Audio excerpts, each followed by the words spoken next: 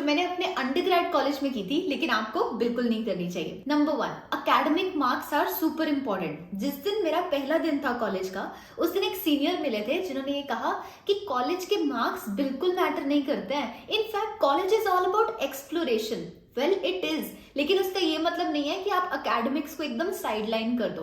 Late me tell you why. जब कोई भी third year second year cool बनने के लिए आपको ये एडवाइस देते हैं ना, what they don't realise is कि हर पर्सन का गोल अलग होता है। अगर आपको एमबीए करनी है, अगर आपको जॉब करनी है, दोनों के लिए ही आपके एकेडमिक मार्क्स काफी हद तक वेटेज कैरी करते हैं। So why would you not focus on your academics? हाँ, अगर आपको कुछ और करना है, जैसे अगर आपको अपना बिजनेस एस्टैब्लिश करना है, it is understandable you would not want to focus so much in your classroom, but at the same time अगर आपके पास कोई और काम भी नहीं है या आप क्लूलेस हो, why would you not focus on your academics? So please, ये डिसीजन लेते समय कि whether or not marks are important, be mindful कि हर पर्सन का गोल अलग होता है और आपका क्या गोल है उसके हिसाब से ये एडवाइस लेना। अगर मैंने वो सीनियर की एडवाइस ले ली होती तो मेरा जो गोल था दैट इज एमबीए करना, वो फुलफिल नहीं हो पाता अगर मैं अपने अंडरग्रेड में इतना अच्छा स्कोर नहीं करती। यहाँ पर मैं आपको एक और इंस्टेंस बताना चाहूंगी। जब मैं अपने स्कूल में थी तो कई बच्चे जो बैक बेंचर्स होते थे वो बहुत मस्ती करते थे क्लास में एज यूजुअल। तो एक टीचर ने एक बार ये बात बोली थी कि तुम पढ़ाई पे ध्यान क्यों नहीं देते हो, एंड दे सेड कि मैम मार्क्स से कोई फर्क नहीं पड़ता है। शी सेड ये बोलना उसी को ही शोभा देता है जिसके मार्क्स आए हों। सो बेसिकली अगर आपको लगता है कि मार्क्स इंपॉर्टेंट नहीं है, पहले आप ये प्रूव कर लो अपने आप को कि मैं मार्क्स ला सकता हूं, but I would not want to score because मेरे पास कुछ और है जो ज्यादा वैल्यूएबल है। बहुत सारे लोग ये सब भी कहते हैं कि अरे ड्रॉपर्स को देखो, वो लाइफ में कितना कुछ कर जाते हैं। बिल्कुल कर जाते हैं, लेकिन क्या उसका मतलब ये है कि आप जानबूझ के ड्रॉप करोगे? नहीं ना। तो अगर आप क्लूलेस हो, डेफिनेटली एकेडमिक मार्क्स को इग्नोर मत करना। अपनी कॉलेज लाइफ में क्लास में अटेंशन पे करना। आप कहीं से भी सीख सकते हो। अपने टीचर्स को बिना टेस्ट किए अंडरमाइन करना would be a mistake. Second point, skill building. मैंने ये क्वेश्चन लिंक्डइन पे भी पूछा था कि कॉलेज में आपकी नंबर 1 प्रायोरिटी क्या होनी चाहिए, और उसका रिस्पॉन्स आया था स्किल बिल्डिंग। बहुत सारे लोग यहाँ पे कंफ्यूज हो जाते हैं कि हमें ना पता नहीं है कि हमें कौन सी फील्ड में जाना है, इसलिए हम क्या स्किल्स बिल्ड करें इसका भी हमें क्लैरिटी नहीं है।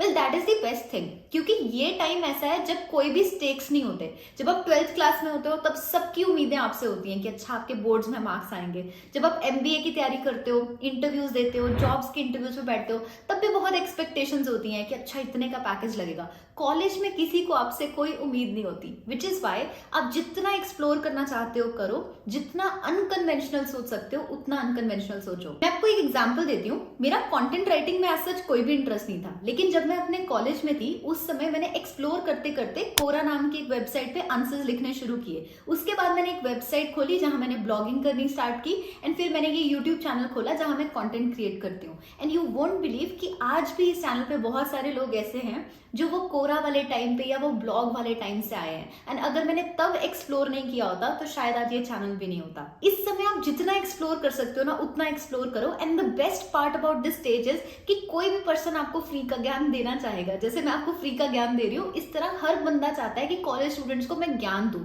सो बिकम लाइक अ स्पॉन्ज। आप जितने लोगों से जितना एक्सट्रैक्ट कर सकते हो, जितने स्किल्स बिल्ड कर सकते हो अनकन्वेंशनली, उनको जरूर करो। Third point is networking. Network करना बहुत इंपॉर्टेंट है, but at the same time do you know how to network? Because एक लिंक्डइन अकाउंट बना के जस्ट किसी को मैसेज रिक्वेस्ट भेजने से आपको रिप्लाई नहीं आएगा। नेटवर्किंग का सबसे पहला रूल होता है इनबाउंड नेटवर्किंग करना, विच मीन्स अपने क्लोज नेट सर्कल में, मे बी आपके फ्रेंड्स, आपके रिलेटिव्स, आपके इमीडिएट सीनियर्स, पहले उनके साथ बात करना, और जिस भी टॉपिक के लिए आप नेटवर्किंग कर रहे हो उसके बारे में थोड़ा समझना। जैसे अगर आप एक एमबीए एस्पिरेंट हो तो पहले आप अपने second year third year student से बात करोगे उस चीज के बारे में, एंड थोड़ा बहुत फिगर आउट करोगे ऑलरेडी। उसके बाद अगर आपके और क्वेश्चंस हुए तो आप अपने आउटबाउंड नेटवर्क की तरफ मूव करोगे। आउटबाउंड नेटवर्क का मतलब होता है वो लोग जो ऑलरेडी आपको नहीं जानते, उन तक पहुंचने के 2 तरीके होते हैं। सबसे पहले आप अपने इनबाउंड नेटवर्क का कोई रेफरल लो। फॉर एग्जाम्पल, कोई पर्सन आपके क्लोज सर्कल में है जो मुझे भी जानता है,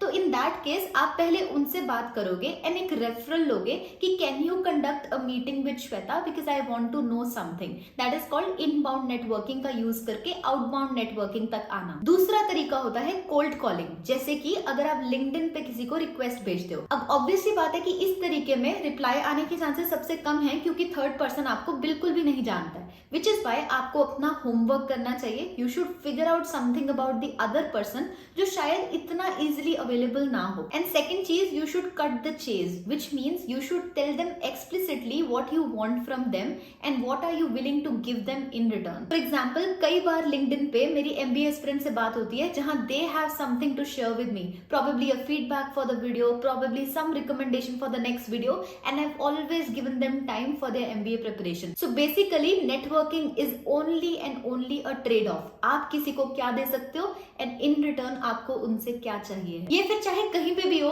आपके स्कूल में, कॉलेज में, जॉब में या इवन लिंक्डइन पे, नेटवर्किंग का बेसिक प्रिंसिपल है ही गिव एंड टेक। अगर आप नेटवर्किंग के बारे में और सीखना चाहते हो ना, तो स्टैनफोर्ड ऑनलाइन का एक कोर्स आता है विच इज एब्सोल्युटली फ्री, और वो काफी अच्छा कोर्स है, बहुत ही शॉर्ट कोर्स है, but it is extremely insightful. The fourth point is pushing yourself out of your comfort zone. बहुत बार आप लोगों की एडवाइस को पत्थर पे लकीर मानोगे, विच मीन्स अगर किसी ने बोल दिया कि ये तो हो ही नहीं सकता, आप ट्राई भी नहीं करोगे। Don't do that. Just because it hasn't been done before doesn't mean it's the wrong thing to do.